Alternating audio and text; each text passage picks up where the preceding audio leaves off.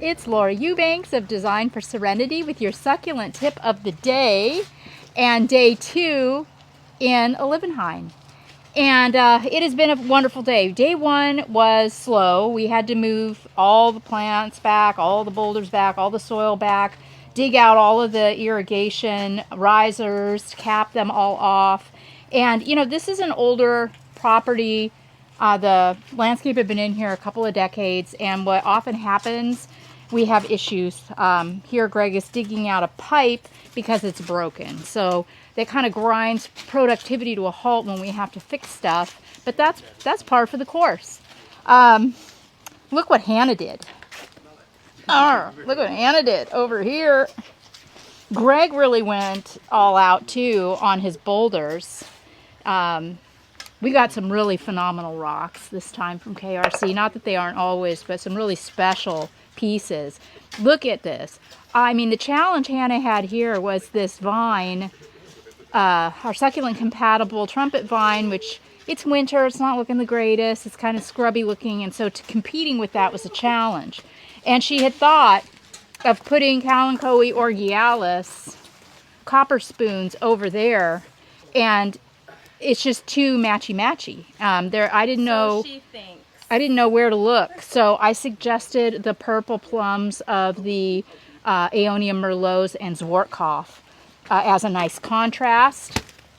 And the Sansevieria back here is just magic, and then just all the colors and the textures, just a spectacular presentation aux plants. And my Crassula undulata, which I talk about all the time, the jade, the ripple jade, this is such a great solution for tight, narrow beds if you want something hedge-like. These grow and undulate and just create the greatest little hedge, no fuss, no muss. This I keep adding to throughout the day, my little Pachypodium bed. We got this one done over here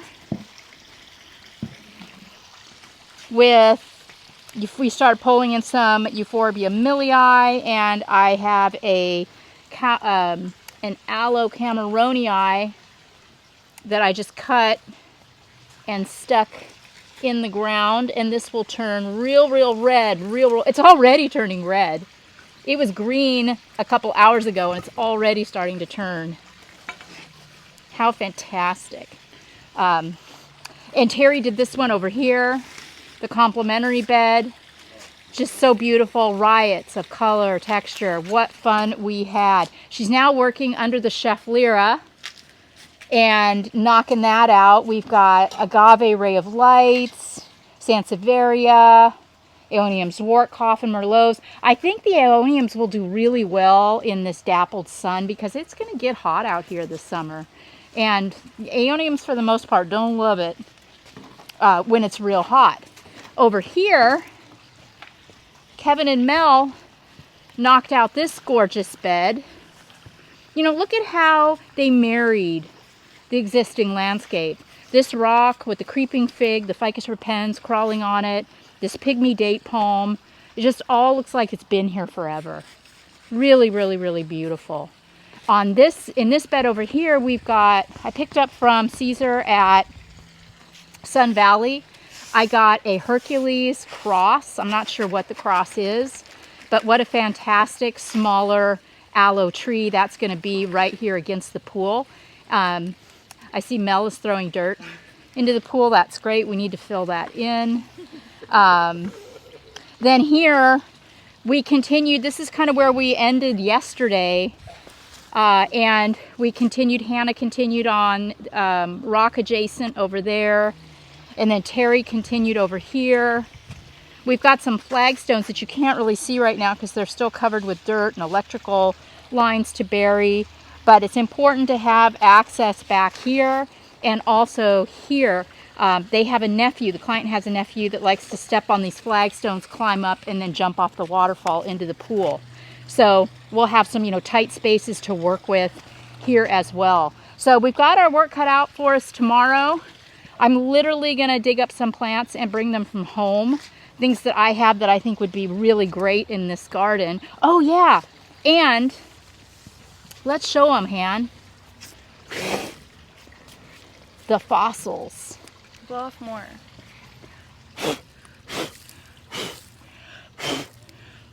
What'd I do for you guys? Okay. See these little plants, these little delicate little ferns? These are all fossilized into the rock. If that's not just about the coolest, most exciting thing you've ever seen, I don't know what is. How pretty is that? I wonder if we should wet look the rocks that are fossilized. What do you think, Han? It might pull out that beautiful coloration's better. Anywho, so that's great. What else? Tomorrow we still have that wall to do over there. The client was doing some patching, but tomorrow that's going to get planted. The area over here by the waterfall is going to get done. We're going to finish the bromeliad shade garden area over here. Oh yeah, and then in the client's baby tiers, which he waters by hand with a can. It's so sweet. We stuck a pot. We're going to plant that out. I'll get something. I'm going to go to Oasis tomorrow and get some more plants. I'll get maybe a really cute tough euphorbia or a cactus that can go in there that won't need a lot of water. And we have a lot of pots too to fill up and stage. This is where they spend a lot of their time. You can see this is where Team DFS spends a lot of their time too. So look at this. Dappled sun. Wow. Yeah, this is going to be really stunning. As long as Cullen doesn't mess it up. Yeah, as long as Cullen doesn't mess it up, it's going to be really awesome. A lot of bromeliads from Tom Jesh at Waterwise Botanicals are going in here. If people want to see Cullen's designs, where can they find them? Oh yes, if people want to see Cullen's work, you know, most of my staff have their own businesses too and are budding designers in their own rights. And it's so fascinating and heartwarming to watch them grow. And Cullen is so good. Where can they find you, Cullen? CM Landscape Design. CM Landscape Design. Landscape Design. Check him out on Can you Instagram. do it like YMCA? Yeah. CM. Other way. No, CM. Landscape. How do I do the M? Does that look... Just did it. Does that... The land... I don't know how to do an N. It's okay. Give it up there. This The- bit's going too long. Yeah. Scape. On Instagram. yeah, on Instagram. Check out Cullen Man Dreyer. And Out of the Box Planners. Blonde Terry.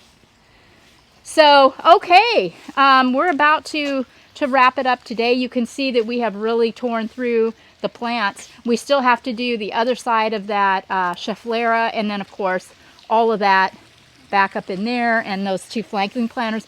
Wow, it's going to be worth the price of admission to see what we do in that little planter where that queen palm is, because there's just no room. It's so tight.